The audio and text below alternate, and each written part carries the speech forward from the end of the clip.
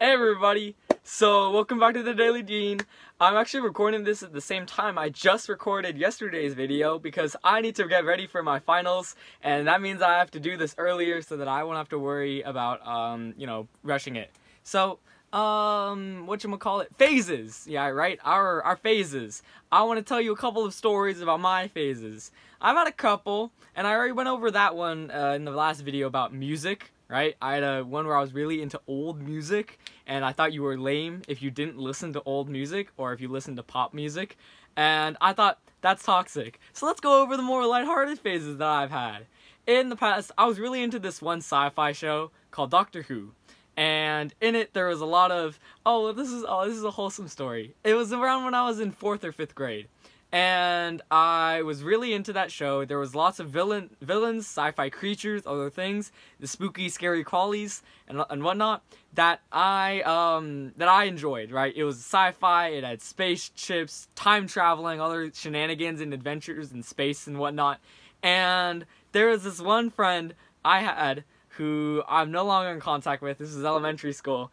That I really enjoyed spending playground time with, even though we weren't in the same class, which was unknown, which was really strange to me, right? I was only friends with people in my class because those are the people I saw every day. But this friend, I won't name, we had a very shared common thing with Doctor Who, and so that phase brought us together because we played games about pretending we were the monsters and we had to fight each other and whatnot, right? Playground shenanigans. It was basically advanced tag and other stuff like that. And as a result of that whole Doctor Who thing, I was really into Minecraft servers that replicated Doctor Who. That meant that I was going place to place trying to find servers and stuff that had all these cool plugins and stuff that basically add in things that aren't in vanilla Minecraft, the base game, that are kind of like mods, if you know what those are, but without needing to actually change anything on your computer. It's all in the server. So I have fun memories of those times as well. Minecraft is probably one of the greatest reservoirs where I could absorb a lot of servers and stuff to feed my phase at the time. And as related to that, Harry Potter. I was really into Harry Potter in 6th grade, so about a year after Doctor Who. And this one, lots of people know what Harry Potter is. And as a result, I played Harry Potter servers, right? With neat little mechanics like wands and houses and points and classes and stuff.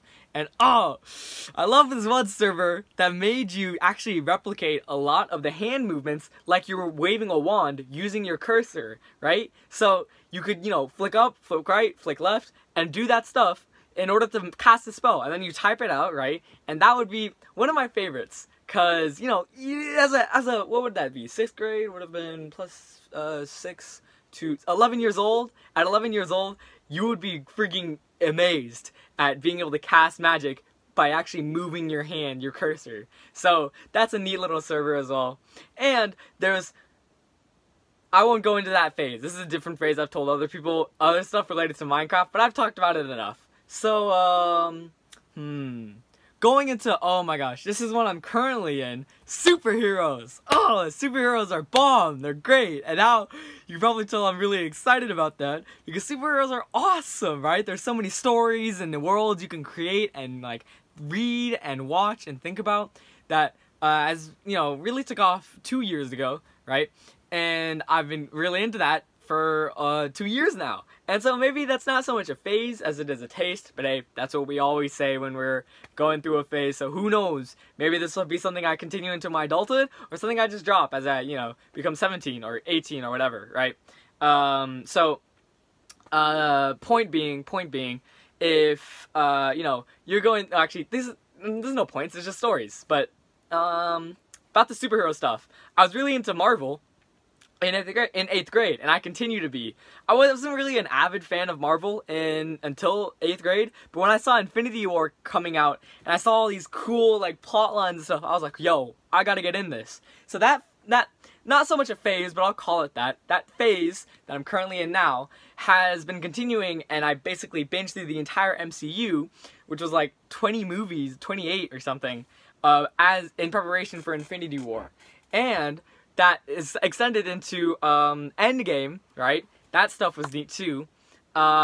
once again, it was like, I love superheroes. I love superheroes. They're great. So, that was a fun time. I also learned a lot of things about, like, superheroes in general, right? There's a lot of suspension of disbelief, but also really amazing ideas that some people have. And, I don't really like the celebrity worship. This is a whole different topic about how people, like, develop parasocial relationships with celebrities, even though the celebrities are just figureheads and not really, like, people who you interact with. It's more like, I was really disheartened when I heard that Stan Lee died.